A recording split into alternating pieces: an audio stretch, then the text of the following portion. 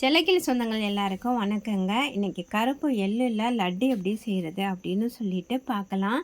இது நான் மொத்தமாக ஒரு 1/4 கிலோ கருப்பு எள்ளு வாங்கி நல்லா வறுத்து எடுத்துக்கிட்டேன். அதில் 1 டம்ளர் அளவு வறுத்த எள்ளு போட்டு மிக்சியில் நல்லா அப்படியே கொரகரப்பாக அரைச்சி எடுத்துக்கிட்டேன். அதே அளவில் 1 டம்ளர் மண்டை வெல்லம், கருப்பு மண்டை வெல்லம் அதையும் எடுத்து அதிலேயே போட்டு மிக்சியில் அப்படியே நம்ம வந்து அரைச்சி எடுத்துக்கிறணும்.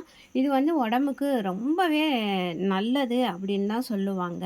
அரைச்சி எடுத்துட்டு அதில் நல்லெண்ணெய், நல்லா செக்கில் ஆட்டின நல்லெண்ணெய் ஒரு 2 ஸ்பூன் ஊற்றி நல்லா பிசைஞ்சிக்கிறணுங்க. அது அந்த எள்ளில் வந்து ஏற்கனவே அந்த எண்ணெய் வந்து அப்படியே பிரிஞ்சு வரும். அதனால் ஒரு 2 ஸ்பூன் 3 ஸ்பூன் ஊற்றினா போதும்.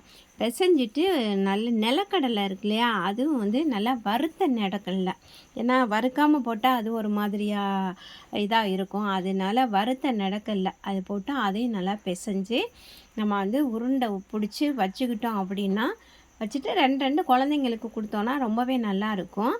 இளைச்சவனுக்கு எள்ளு அப்படின்னு சொல்லுவாங்க. கருப்பு எள்ளில் ரொம்ப சத்து நிறைஞ்சிருக்கு. இதில் புரதம், நல்ல கொழுப்பு இருக்குது, நார்ச்சத்து, விட்டமின், கால்சியம் சத்து இருக்குது, இரும்பு சத்து இருக்குது, மெக்னீசியம், துத்தநாகம், இது மாதிரி நிறைய சத்துக்கள் இருக்குங்க.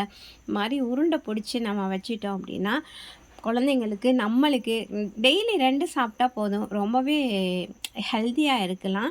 நீங்களும் ட்ரை பண்ணுங்கள். என்னோடய வீடியோவை பார்க்குறீங்க அப்படின்னா எனக்கு சப்போர்ட் பண்ணுங்கள். இந்த வீடியோ பார்த்த எல்லாருக்குமே நன்றி. உங்களோட கமெண்ட் பாக்ஸில் பண்ணுங்கள்.